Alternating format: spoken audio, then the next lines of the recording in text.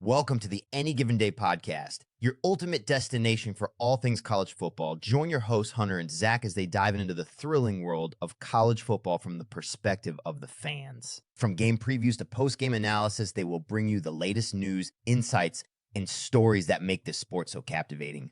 Join them every Tuesday and Friday as they explore the traditions, pageantry, and unforgettable moments that define college football. So whether you're a diehard fan or just getting into the game, get ready for a wild ride with the Any Given Day podcast. Audio Jungle.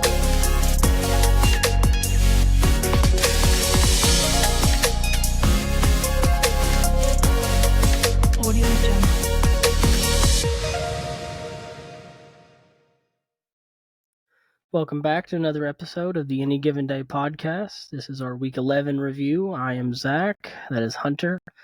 Obviously, some big news came out a couple of days ago. Jimbo Fisher has been fired, finally.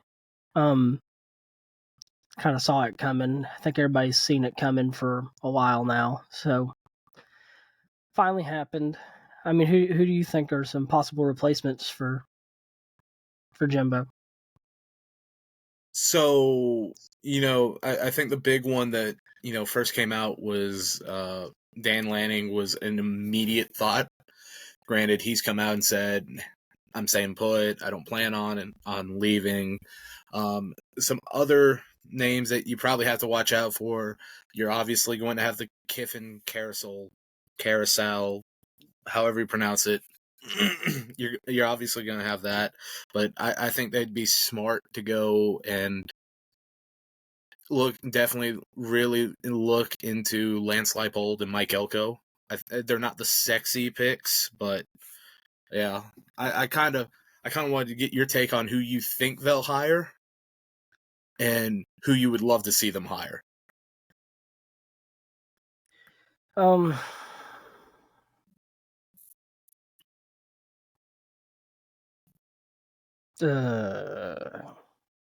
do I think they're going to hire?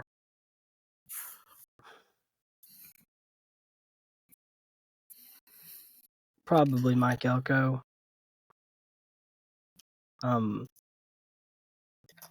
I want them to hire is Glenn Schumann. I think Glenn Schumann would be the smart choice. Would be one of the smartest choices. But we also both know he's not leaving Georgia unless it's for the job, right? And so I think that's either going to be at Texas A&M or that's going to be at Alabama after Saban retires. So that's the one I think they should get.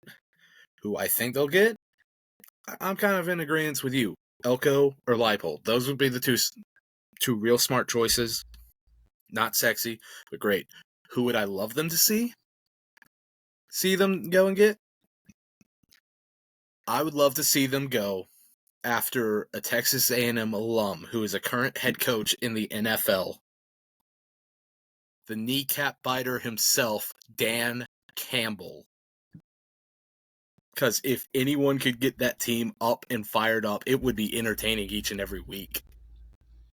Holy crap. Yeah, that would definitely be interesting. I didn't even know he was an alum until I didn't even know he was an alum until like a day or two ago. Then you saw it and it's like, wow. I didn't know until about 30 seconds ago.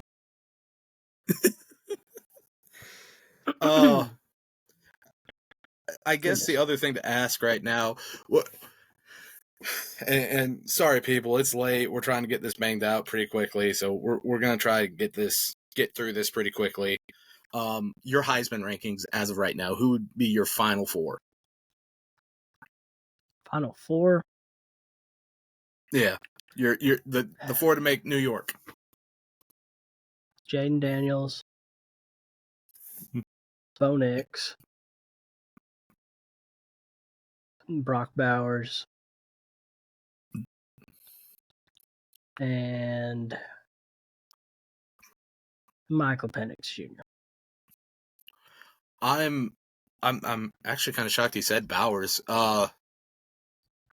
I should guess be. just He's because. not going to be, but Oh he should no, be. he's not. Should he be? Probably. I think. What it's gonna be is Marvin Harrison Jr. with those other three, and Brock Bowers won't be there. That's what's gonna happen. See, I don't even think Marvin Harrison's putting up Heisman numbers. If we're being honest, I think he's just He's putting up another not. good season over at Ohio State. Yeah, he's not putting And the up reason Heisman also, numbers, but people are pushing for him to be the Heisman for some reason. he shouldn't be though. I mean, you look at what numbers Devonta Smith had to go and put up. Devonta Smith had over 1,800 yards and 23 touchdowns, if I remember correctly, in 13 games. That means that at current pace, Marvin Harrison has to put up 800 yards in the next 3 games. And like 11 touchdowns in the next games to match that. That's, I don't care how good, and Ohio State's offense has taken a step back this year too. So I don't care how good you are, you're not going to match Devonta Smith's numbers. And if you can't match his numbers as a wide receiver, you shouldn't be up for the Heisman. I think it's mainly because of his last name at this point. Yes, I don't think he should be a Heisman contender. He just will be because he's been in talks with it for all year. If Bowers doesn't get injured, he makes it to New York. I do believe that. But Probably. things happen. I guess we just go ahead and get right into the first game review. Yep. Okay, Ooh. game one that we're going into right now. It was pretty simple. Number 8 Alabama defeated Kentucky 49-21, and honestly, we had someone go and ask. We had a few people go and ask, why didn't y'all put that game in your preview? This is why. Like, I don't care if it was at Kroger Field. I don't care if it was in Orange Beach. It was not going to go into Kentucky's favor at all. The fact that they even scored 3 touchdowns actually surprises me. Alabama outclassed them. Better defense, better offense, an offense that's clicking at that. So, yeah, your thoughts?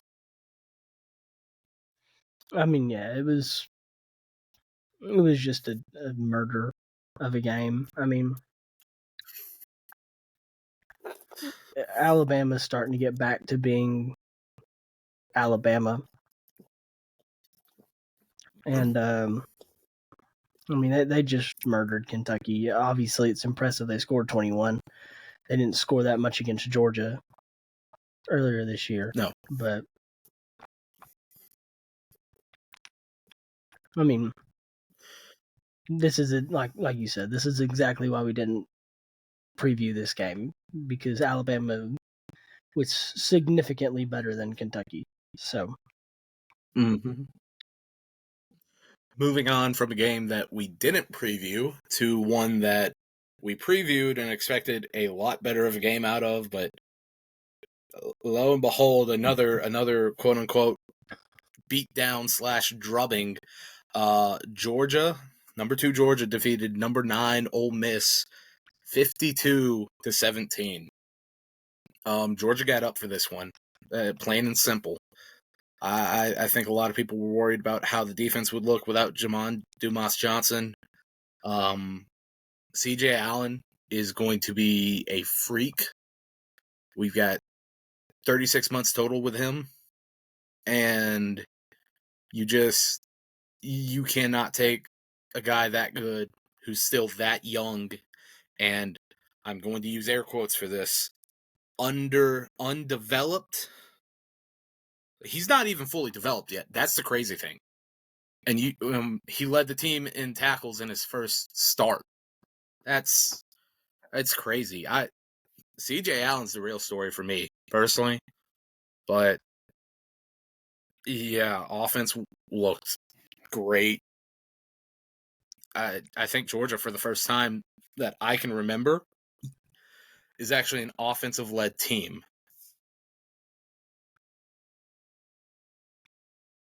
What are your thoughts? I mean, Georgia dominated this game. In every facet of the game, they dominated. I mean, they allowed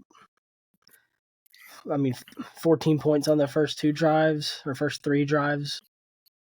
of the game, and then didn't allow any points until like a field goal in the fourth quarter.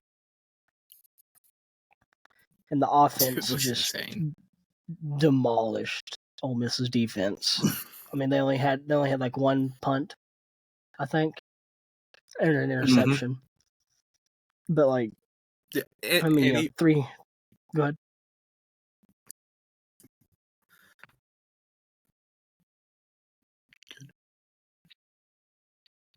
Yeah, like you said, that offense had 311 passing yards, 300 rushing yards, a very balanced attack. I mean, you put 52 points up on a top 10 team. And people think we need a 12-team playoff. So these are the kind of games you're going to get in the playoffs with the 12-team playoff. But that's a different story for a different day. Well, and another thing you got to think about. Damn it, Bobo. Mm-hmm. Everyone was so worried about Bobo, and I just the moment I saw it, I kind of was like, oh no. Then I thought about it. I was like, Bobo never had a defense like this. No. And this is a down year for the defense too. That's the crazy thing. Like, I can't believe this. Like, I had to talk several of my friends off the ledge for this, like, for the Bobo hire. Oh no, it's just gonna be same old Bobo running up the damn middle and all this, and it's like, no. Yeah, I mean, we saw a few runs up the middle, and we saw what happened. Kendall Milton broke one for a touchdown, almost had a second touchdown. So, I mean, Kendall Milton had a career day. I just 127 yards on 9 touches for 2 tutties. Yeah. And prayers up to Jackson Dart, by the way. He got rocked midway through the third quarter, I think. Towards the end of the third quarter, something like that. Lane mid third quarter. Yeah. Lane Kiffin came out and said, he could have come back in, but I think he kind of realized by that point it was out of hand. You don't want to risk any kind of injury to your starting quarterback. So, yeah. Game 3. Number 3 Michigan defeated number 10 Penn State 24-15. There were times I looked at the score for this one and I was like, oh, this feels like a close one. And then I'd go and watch some highlights, right? And it would be, oh, it feels like a close one. And then you'd watch a highlight a second later and it's like, this doesn't feel like a close one. I don't really know what to feel for this game. Penn State kind of blew it at the very beginning. They went for 2 to start, and I think that cost them. And I think it also kind of showed that James Franklin didn't really think they could win this one, which is kind of surprising, but it is what it is. He's hopefully, quote unquote, solved that problem. He fired Jurkic today, the offense coordinator that they did have. So they're going to be in the market for a new OC. It was an ugly one to watch, if I'm just being honest. I think that's what I took away from this game. This game was ugly. Yeah, I mean, it was really ugly. I mean, Michigan didn't throw a pass in the second half of this football game. I forgot about that. They did not throw a pass. I forgot about in the second half. I mean, in this day and age in college football, you don't throw a pass in a half of football and you win 24-15. I mean, Michigan got up and they just went on a death march for 27 half straight of football. runs. I mean, it was ridiculous. And Penn State's offense just looked anemic. It was awful, and their defense didn't play bad. I mean, they held them 24 points. Granted, they stopped throwing the ball, but the Penn State offense is just awful. They just can't get any momentum going, and hopefully with them hiring a new OC now, maybe they'll get it figured out. But definitely didn't have it figured out in this game. It was definitely an ugly game, and it's a shame. Yeah. And Sherrone Moore at the end of the game, the crying, the F-bombs, just, I mean, and it's probably been said multiple. Truly it was. And it's probably like the saddest thing I've ever seen, right? In that regard. But the hilarious thing is he's over there acting like Harbaugh's dead and gone, like he died in an accident or something. No, he just got caught, like he just got punished for Michigan as a whole cheating. The hilarious fact is, apparently earlier today, Harbaugh said that he had been watching Judge Judy to prep for his incoming hearing, right? And then someone did some digging, and there's an old episode of Judge Judy where Jim Harbaugh is actually sitting on the front bench watching one of the things live. One of the cases live. Really, I will find the picture and I will send it to you. But it was hilarious. Interesting. Getting to our next game, I should say. Game 4, number 19 LSU. They beat Florida 52-35. Jayden Daniels, I don't care what LSU's record is. He should be the front runner to win the Heisman. And I'm looking in the camera when I say this. He should win the Heisman. Okay? I don't care what anyone else says. When you were a good enough player to where you were putting up 600 yards or more up by yourself, it's proving to me that you are keeping not only your team alive, but you're helping them win a lot of their games. Because I look at how bad that defense is for LSU right now, and I look at what Jayden Daniels has done, and I think that is reason enough why he should be the Heisman winner. He's kept his team in multiple games and won them, quite a few of them. If they had just had a bit better of a defense, they wouldn't have even lost to Ole Miss. But they didn't have a defense that game. So, yeah, it's crazy, you know? You put up 372 yards through the air and 234 on the ground and 5 total touchdowns. It's a Heisman-worthy performance, right? Yeah, I mean, I agree. Which this game was actually pretty close early. Obviously, Florida couldn't keep up in the long run. But Jayden Daniels was single-handedly scoring points for LSU. So, I mean, it's what we expected. The final score looks more like what we expected because LSU doesn't really have a defense and Florida's offense isn't that bad. But, I mean, who would have thought coming into the year that Florida probably won't be bowl eligible? I didn't. I know that for sure. Yeah.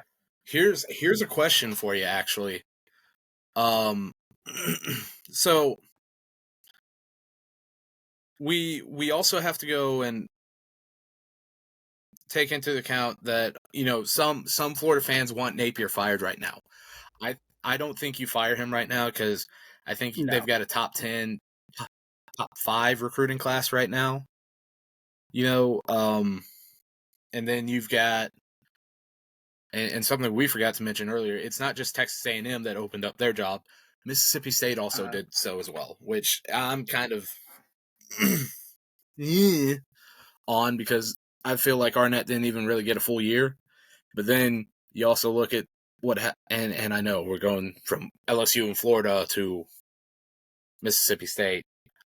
Sorry, people, we're off. It's late. Like I said, we're kind of. We'll get back to Florida here in a second, but I remembered Mississippi State right now. Zach Arnett was fired after 10 games. I feel like that was kind of okay. He was more of a transitional coach to begin with, and he was only going to really get 1 year. From what I heard, apparently he was trying to completely and utterly switch up how the offense ran, from that air raid style offense to, we're going to run the ball down your throat. We're going to try to out physical you, and we're going to try our best to dominate you, which you cannot do that in 1 year. And I think the thing that really got him was the defense got worse too. And he's supposed to be a defensive-minded guy. So, you got any thoughts on that before we get back to Florida real quick? Or I mean, I agree with everything you said. I mean, he definitely didn't get a fair shake. I mean, he got not even a full year. But there's a lot of stuff he was trying to do over there that didn't really make sense and didn't end up working out. So it's better to do it now than wait a couple years and it still not work out if you really think it's not going to work out based off of what you've seen. If you go, even if we give this a couple years, we don't think it's going to work, better to just go ahead and cut ties now and find somebody that you think will be the answer. So it's a shame. It sucks. But, I mean, it is what it is. I mean, some candidates are the same on who would be getting that job. It'd be Elko, Leipold, maybe Glenn Schumann, maybe Dan Lanning. I don't think he's leaving Oregon, but I don't think Lanning's leaving Oregon either. I also saw someone threw out Mike Bobo's name. Ain't no chance. I'm very much in agreement with you on that. I don't think there's a chance. I think he went and did the head coaching thing over at Colorado State. Did not work. I think the only way at this point he leaves the OC job over at Georgia, his alma mater, where he's, the offense coordinator for his best friend, Kirby Smart. The only way he leaves that is if it's for, some people can make the argument, well, that's an SEC Power 5 head coaching job. Yeah, sure, but it's Mississippi State. You don't expect to win much over there. Right. I think the only reason he would leave is if he got, say, the chance to go and coach at one of the more blue-blooded programs. Say, like, if he had a chance to coach at Alabama, Ohio State, Michigan, Clemson, something like that, I could see him leaving. Maybe Florida, which if he actually took that job, I would disown him completely. But money's money. And money talks. Yeah. And you can't hate him for it. You can strongly dislike him, but no. Speaking of Florida, like I said, I think Napier's getting back on track. People, I know we kind of went off the rails there for a second. My mind is a labyrinth that even I don't know where I'm going, people. You will figure that out eventually. Bonner is still trying to figure it out. Napier, I think gets another year for sure. You got to give him a chance. You got to get him a chance to probably get that class in and give that class a year, So I'd say a year or two before his seat really starts to catch fire, Yeah. Thoughts? Yeah, I mean, I think it would be dumb to fire Napier right now. He's got a good recruiting class. I mean, they should definitely make some questionable play calls and coaching decisions. Mhm. But I mean, if you go back to 2016 and Kirby Smart's first year at Georgia, first couple of years at Georgia, really 16, 17, there are a lot of times, and even now, there's sometimes I'm like, what are you doing? Like, Mhm. what was the play there? So I mean, even Kirby Smart, one of the best coaches in college football, made some really bonehead decisions in games through his first couple of years, at Yep. least. So, Oh yeah. I mean, it happens. You're learning. You're getting better. I mean, this is what Napier's second year Yeah, second year. at Florida. Kirby was even making. Yeah, I mean, Kirby was even obviously this making isn't. like. Go ahead. No, you go. You go.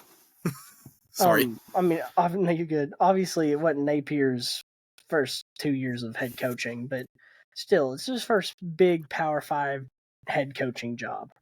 And it is a completely different experience than what he was getting at Louisiana. Yeah, Raging Cajuns.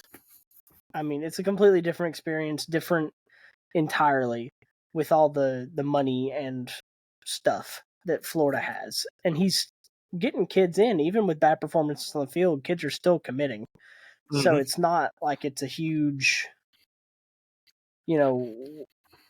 concern, like he's terrible on the field and he can't recruit. That was Kirby's saving grace in those early years where people were like, what are you doing on the field? But it was like, well, at least he can recruit. And he can recruit the heck out of some players. Oh, yeah. So, like, it's just kind of a saving grace. So I think you give Napier some time to figure it all out, and it'll be okay. Yeah. Plus, you got the DJ Lagway kid coming in next year at quarterback. I think he could possibly push Mertz immediately. Maybe not get playing time to start, but could be like an Easton situation over at Georgia all those years back, where you start off the season with Mertz as your Grayson Lambert, and then have Easton or Lagway, I guess I should say, transition into the starting role eventually. Maybe after the second or third game, if you think he might be ready, you go and let him like get a few snaps in the second half, I should say, not quarter, and then go from there. Plus, like I said, and it's like we did say, you got to get that recruiting class in. So, plus, not to mention, Napier's from Chatsworth. Those boys from Chatsworth, they're a different breed. They are a different breed, and I think if I dare a drunk enough Florida fan to say to his face that he ain't worth how much they're paying him, Billy might actually knock them out. So, on to Game 5. Number 14, Mizzou defeated number 13, Tennessee. 36-7, by the way. This was another blowout. Tennessee, it bad. It was very bad. They are two different teams at road and at home. So, and Cody Schrader just went off, so for Mizzou, he had 200 yards, over 200 yards on the ground, and over 100 yards in receiving yards, which he's actually the first SEC player in history to have 200 rushing yards and 100 receiving yards in the same game. So there's a little fact for you.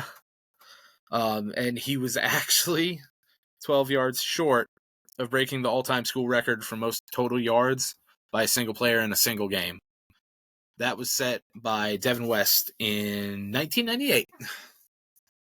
So there's one for you. I think if they keep playing at this level, they should be in a New Year's Six bowl. What about you? There you are. Sorry, I had to take a sip of beer. No, it's all good. It's all good. All good. I gotta take a sip of water every now and then, so we're good. Late.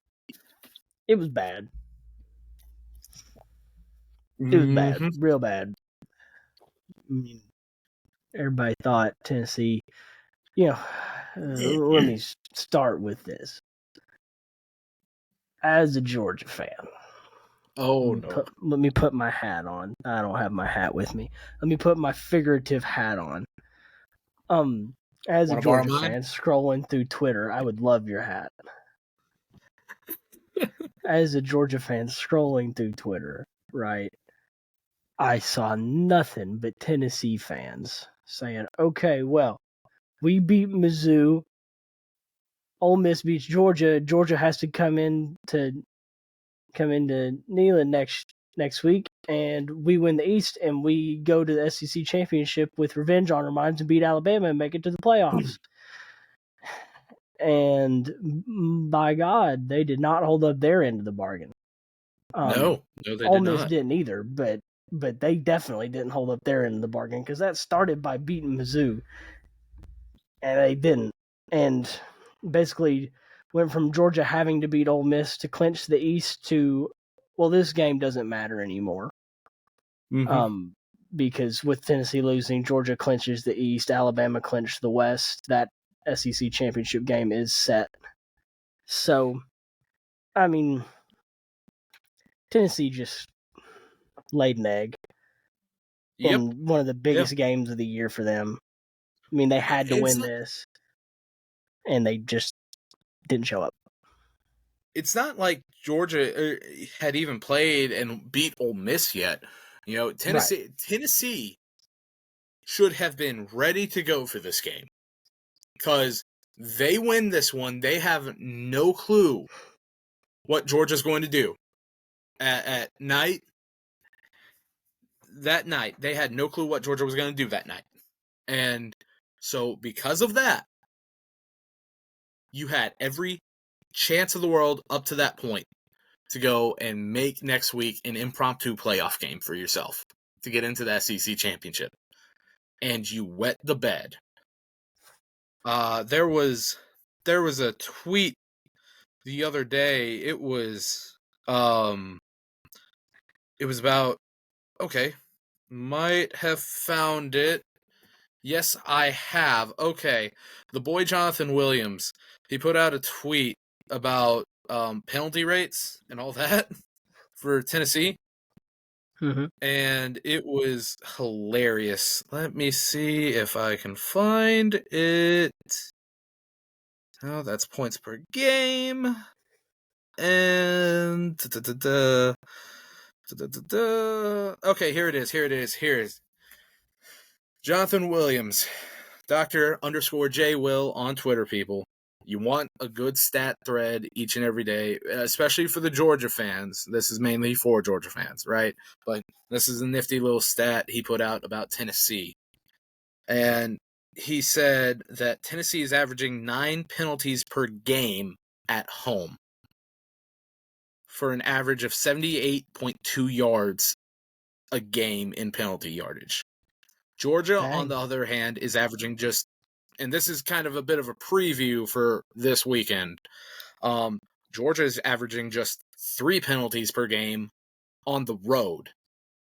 You want to take a wild guess and see how far those are apart from each other? Just take a swing. Quite a lot. Quite a lot. They might as well be a galaxy apart because Tennessee in penalties per home, like I said, 9 is what they're averaging per game at home. That ranks 130th in the country. Whereas Georgia, there's only like 134 with just 3 teams in there. 131. I think 134. Yeah. So yeah, maybe 132. Yeah, so that's bad. Oh yeah, it's terrible. Whereas Georgia's 3 penalties on the road puts them at second in the nation. You are on literal opposite ends of the spectrum. Yep. So the only thing I can really say about this is Heupel wants to go and complain and whine and moan and all this stuff about, well, we didn't get the penalty. Like, they called all these penalties on us, but they didn't call a single penalty on them. Blah, blah, blah. No, that's not the problem. Your team's just undisciplined. Complaining about the refs can only take you so much, right? There's going to be times where they're going to miss calls. I think every fan can agree on that, right? Lord knows they missed a few calls for Mizzou and for Georgia last week in that game. However, you cannot complain about that. You cannot let that define your season, because if you do that, you're nothing but a whiner. You're nothing but a complainer. It's all just excuses because you can't get the job done. That's my thought. That's my take on it. Tennessee had a nice story last year. Then their fans got real obnoxious, and just everything went to the toilet for them. And instead of Josh Heupel going and looking and saying, okay, here's where we messed up, they had a lot of penalties last year. Instead of going and trying to fix that, he didn't try to fix crap, and now he's wanting to complain about the refs all the time. Get your team into a better disciplined form. You do that, you might go and slip up and win the East. Honestly, I agree. Done. I'm honestly done with it at this point. Like, I that's been one thing that's bugged me all year, is how he's handled the post-game press conferences after the losses or anytime it's involved the referees. Whatever. Doesn't help anything for me to go and sit here and complain. So they got whooped, and then they got to deal with Kirby Smart in Georgia this weekend. I still not necessarily sure how that game's going to go just yet, but I got an inkling. Moving on to Game 6, number 7, Texas defeated TCU. Quinn Ewers was back in this game. He came in, he went 22 for 33, 317 yards, a touchdown, and an interception. He looked okay, for his first game back after an AC joint injury.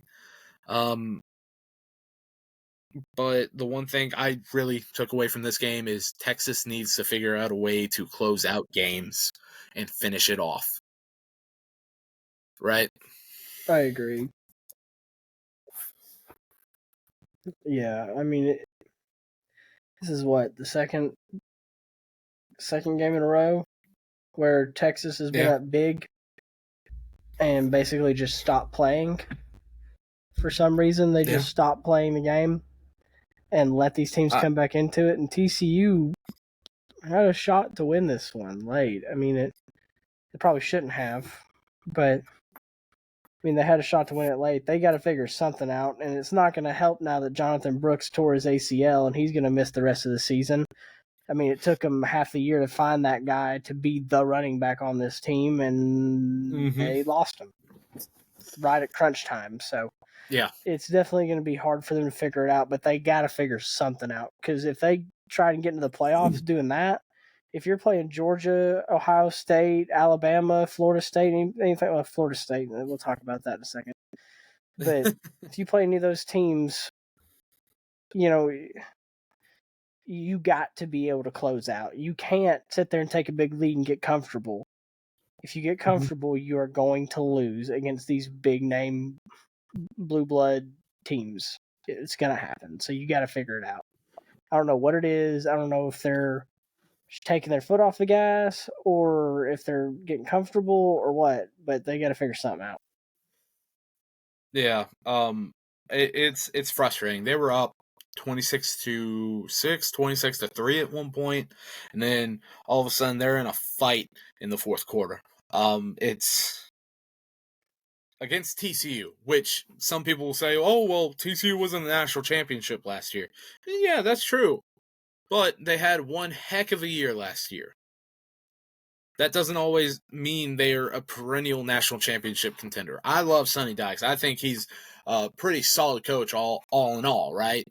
You know, he helped reinvigorate that program, got them all the way to the national title. I think, you know, you let him get in there and build up on his recruiting, and he'll be able to go and possibly get them back to the playoffs.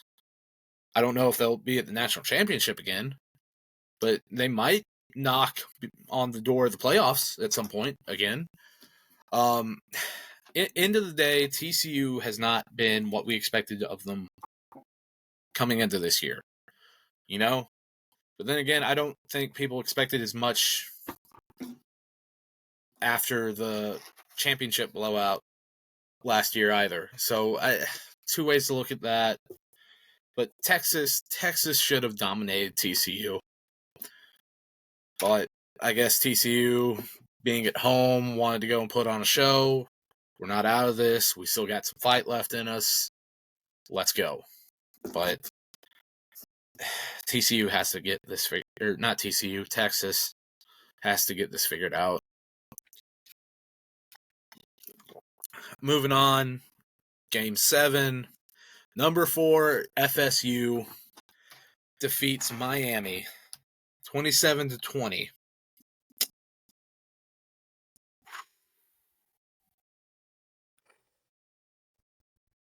I'll give them a pass this week because this is a rivalry game. That's their only saving grace. Exactly. It was in Because they Tallahassee. should have killed Miami. I mean, they should have killed Miami. With how much more talented that Florida State team is than that Miami team. Not saying that Mario Cristobal can't get that team that talented. He just doesn't right now. And Florida State should have killed them. They didn't. Much closer than it should have been. But, in the end, Florida State wins. That's all that matters. All that matters is that final score, and Florida State gets the win. They can hopefully not move out of the top 4. I definitely think there's going to be some movement this week in the college football playoff rankings. So gotta be.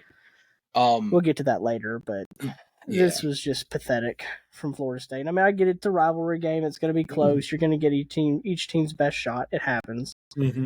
But it's Miami. And you're Florida State, number 4 ranked Florida State, against Miami, who lost to Georgia Tech earlier this year. You have to win these games and win them convincingly for this playoff committee to view you in a good enough light to want to put you over other teams. I'm done. Fair enough. Yeah, so I kept trying, you were taking breaths, and I was like, okay, I guess I can cut it. No, okay, no, okay, my bad. Okay. No, it's all good. It's all good. Lord knows I've done it to you so many different times. I'm sorry about that, by the way. But no, I think another thing. No, I'm just. I think I would make the argument though that Miami might actually be the more talented team. They just don't have that talent developed yet. Okay. Yeah. I could see that.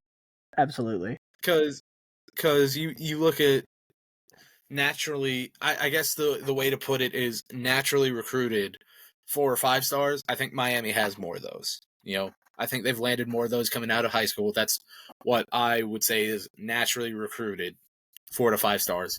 Whereas I would say artificially recruited, and I don't mean this in a bad way, people, would be getting them out of the transfer portal, like Johnny Wilson and Keon Coleman, which where did actually Keon Coleman was from Michigan State. Yep. Well, I didn't know that was the question you were asking.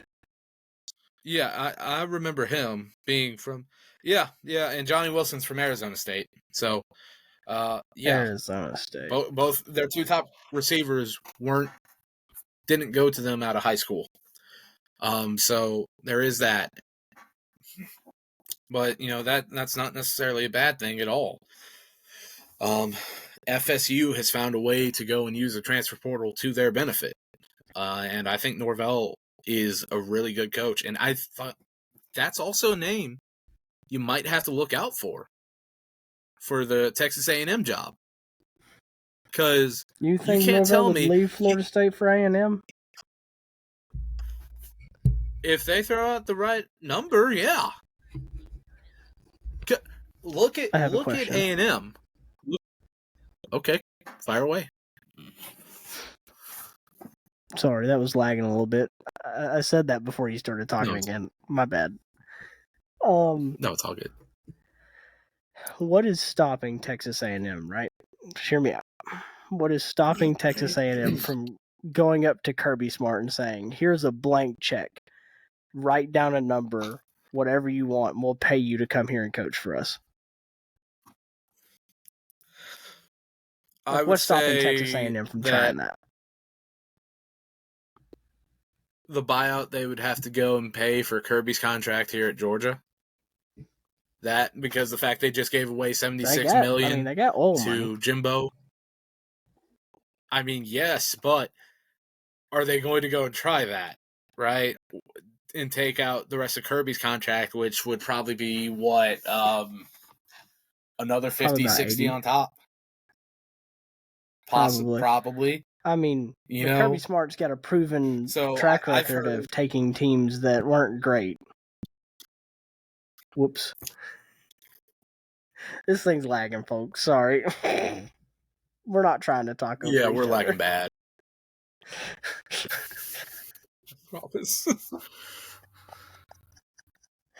Oh, God. Well, you go ahead. Mine was a hypothetical, stupid question. You go ahead.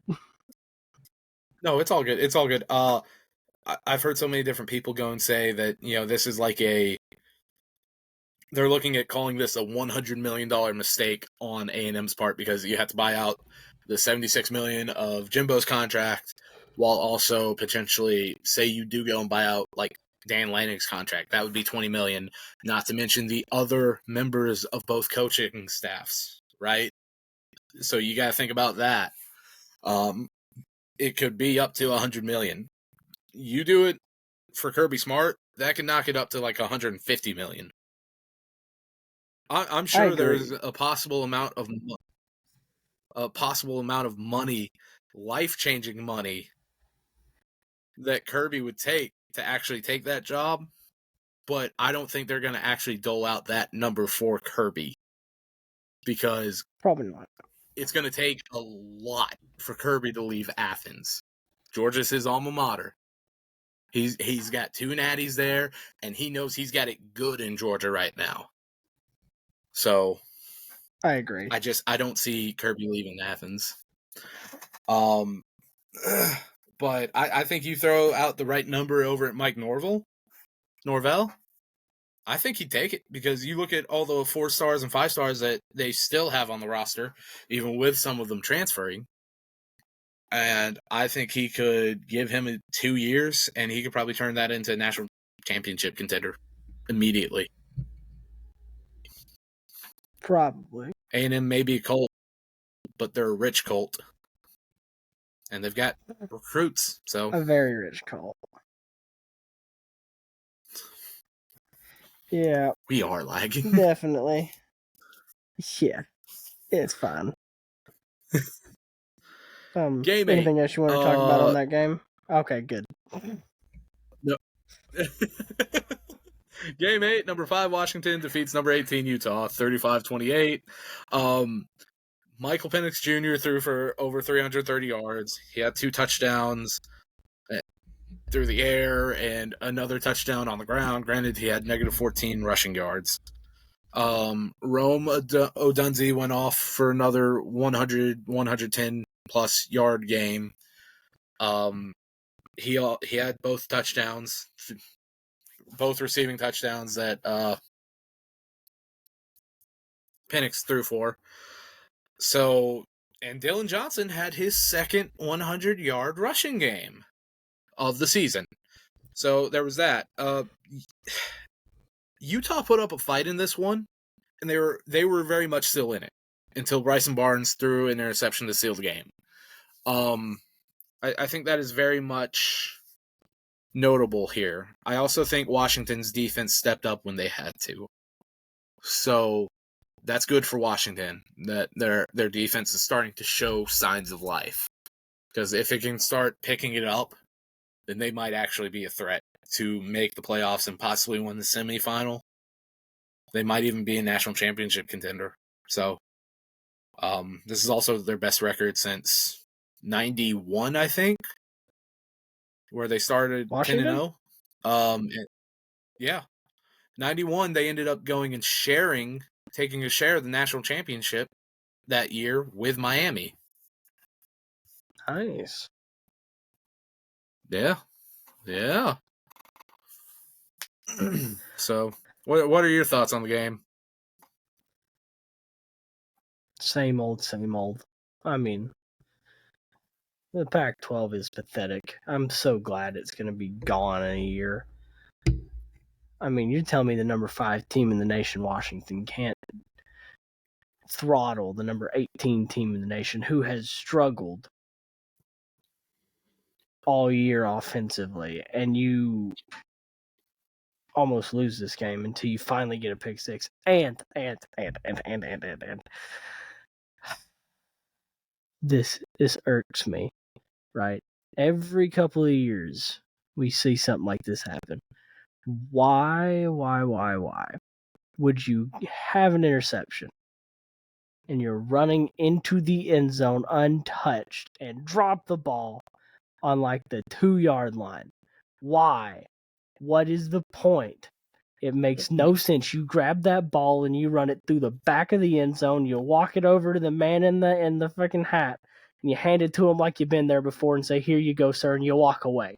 All right, you don't sit there and drop the ball walking in the end zone thinking you're some hot stuff. All right, you grab the ball and you run through the end zone. Why? We've seen it. We've seen it happen too many times. This should be on freaking TV in every practice facility in the nation saying, hey, if you do this, you're off the team. Don't do it. But no, it keeps happening about every 3 years. Some dumb freaking idiot comes over here celebrating, thinking he's hot stuff, and drops the ball on the 2-yard line, giving away a touchdown. Granted, still got a net 2 points off of it because of the safety they got, but it's stupid. Thank you for listening to my TED Talk. Yeah, no, it was very stupid. It is frustrating to see that too. They well, thankfully they were able to get points out of it still. But yeah, I don't think he'll be doing that again. I'm sure the coaching staff might not have publicly said it, but they probably he probably got some up downs, or he might have gotten some bleachers for that, because that, especially in a close game like that, extra running after practice for sure. Definitely. I just had an impromptu segment.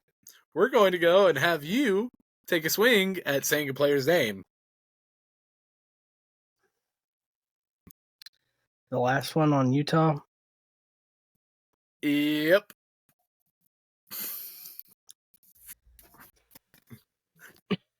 I get a sick kind of joy out of this. Is this some, like, Hawaiian dude that you put his name in here, even though, like, he doesn't even have good stats? He had 1 reception for 6 yards and a touchdown. Well, that's just it. Is he some Hawaiian dude? I think the term would be Polynesian or Samoan. Hawaiian? Listen. Yes, Hawaiian, dear Lord. Neither politically correct. I am not politically correct. So Hawaiian. Trust me, I know you. I know you're not. Let me hold on. Let's sound it out like we're adults. Miki Sugataraga. I think that's actually a good shot right there. Mickey that's all I Suvicharaga. got, brother. Yeah, it was no, close. that's great. I typically and you know how I typically do the scripts. For the people watching or listening, I go and anyone who scores a touchdown, I try to get them on there. Right? He might have only had 6 yards and one reception, but he had a touchdown. This was a cruel, sick joke. This was a cruel, sick joke for me to have to pronounce a name that makes no sense. I think it makes plenty of sense. You just need to learn to enunciate. Enunciate better. I need yes. to learn to enunciate. Spell things out, Bonner. You're a grown-up now. Okay, well, speaking of enunciating, we can move on from this nonsense of a game and go to another nonsense game because the Pac-12 is just the Pac-12 and it's straight garbage. Number 6 Oregon only beating USC by 9 points. Pathetic. Couldn't happen to my team in a top 10 matchup. Give me a moment. That was too good. Bo Nix. Bo Nix was not the reason that Oregon had this game this close. Oh no. Which I will say this is a Lincoln Riley led offense going against the Dan Lanning defense. So, hey, props to Lanning. He held this defense under 4 scores. Technically 4 scores and 27 points. But he held them under 30, which is huge, especially against the Lincoln Riley offense. Bo Nix went off in this game. There was one point where he was 2 for 2. That's right, I said 2 for 2 for 161 yards and 2 touchdowns. Literal video game numbers. His first 2 passes went for 161 yards and 2 tutties. He might not win he might not win the Heisman, but he's a Heisman finalist. Hands down. 412 yards total, 4 touchdowns. He's a Heisman finalist, and I will not hear otherwise.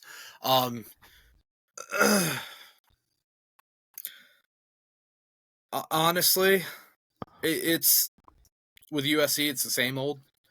I would say that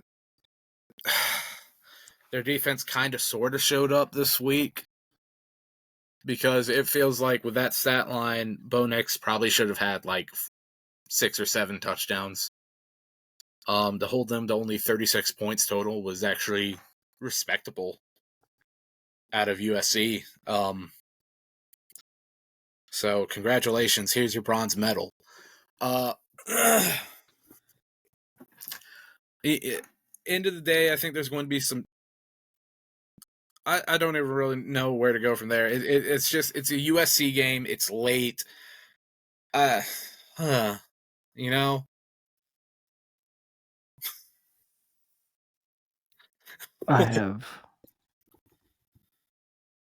have a string of words for you. It's too late in the day, and I can't count how many words there is in the sentence in my head without using my fingers.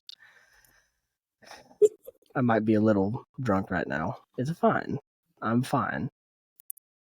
Oh no! Hashtag Bo Nix Heisman season. Like I said, he's definitely a Heisman finalist. I think Jaden Daniels should be the winner right now. If I had a Heisman vote, there, though. Oh yes, Bo Nix will be there. He should be there up in New York. Who knows? For all we know, having to play Georgia each and every year has cost him the Heisman. So there's a thought. He didn't have to play Georgia this year. The first year he hasn't played Georgia, isn't it? Yet. They sneak into the playoffs and Georgia's in the playoffs, they might meet. They're not sneaking in the playoffs. Who knows? If they go, say both them and Washington win out, meet at the Pac-12 championship, Oregon beats Washington. Yeah, I'd say they get into the playoffs over the loser unless Alabama beats Georgia and then Alabama and Georgia both get in the playoffs with Ohio State and Michigan. I don't And then you think. have your Pac-12 champ out, your ACC champ out, and your Big 12 champ out. At this point, I don't see Alabama getting into the playoffs because they're not going to be Even able to with the move win up. over Georgia? With a win over Georgia, they might sneak into the playoffs at 4. Yeah, but and then that Georgia would be depends ranked on third. That depends on if Texas loses or not between now and then. If Texas loses and then Bama beats, if that happens, yes. If Texas is still winning, Alabama beating Georgia might actually cost the SEC a championship contender this year. You think? I think it's very probable. Okay. Speaking of... Well, since we're talking about that, yeah. Since we're talking about lag. that. Whoops. It's Go all good. ahead. I'll let you lead into it. Okay. I think we need to go ahead and just end this episode with as late as it is. But before we do that, I guess we can go and do our top 6 CFP committee predictions. Yeah. So let's go ahead and get this knocked out, and we'll let you get to bed, and I'll. Hallelujah. I don't know. I will be very quick with this. I'll be very quick with this. Chug 5 cups of coffee and stay up all night. Yo, let's not do that. No, I will. You can go to bed. Okay. I'll do that. So I'm not. I'm trying to sleep while I can. Yeah. So I'll go ahead and list my 6. I think Georgia, especially after this win this past weekend, they got to be number 1. If they're not number 1, the committee don't know ball. Which is it's still very possible, right? But entirely. Yeah. I would make the argument that, let's see, between Ohio State, Michigan, and Florida State, I would have Ohio State move down to 2. I'd literally just have Georgia and Ohio State flip-flop. And then I think the argument could be made that Michigan stays at 3, but you have Washington jump ahead of Florida State. I think the argument could be made for that. So I'll put Washington at 4, Florida State at 5, and Oregon at 6.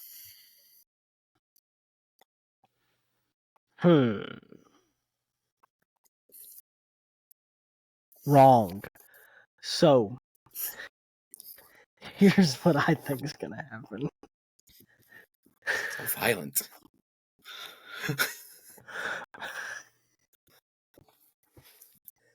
Jesus. Okay. I think starting at 6, working my way to 1. Okay. 6 will be Oregon. 5 will be Washington. 4 will be Florida State. 3 will be Michigan. 2 will be Georgia, and 1 will be Ohio State. Whoa! You don't think Georgia jumps Ohio State? They should, but the committee has proven to me that they are a bunch of imbeciles so far this year. So I have no faith. Fair enough. Fair enough on that. I mean, Georgia beats Missouri, and they just leave them at 2. Georgia beats Ole Miss, they'll just leave them at 2 because Ohio State's the golden boy. Yeah, until they get knocked down a peg or 2, but yeah. I see it. Well, yeah, I guess that's it for tonight, right? Got any interesting facts for me? Did you know that a doe is a deer, a female deer? Mm-hmm. Mhm. That it? Yep. Okay. Did you know that a buck is a male deer? Yes. Fair enough. Glad we had this talk. All right. We will see you guys on Friday. Have a good night or day, whenever you're listening to this. Yeah. Thanks for listening to another episode of the Any Given Day podcast. Make sure to subscribe to the show on Apple Podcast, Spotify, and YouTube. You can find us under the name Any Given Day Podcast. Stay updated with our latest episodes and insights. And don't forget the next episode will be out Friday, where we will preview some of the big games coming up this weekend. Until then, keep the spirit of the game alive. And remember, in this sport, anything can happen on any given day. See y'all on the next play.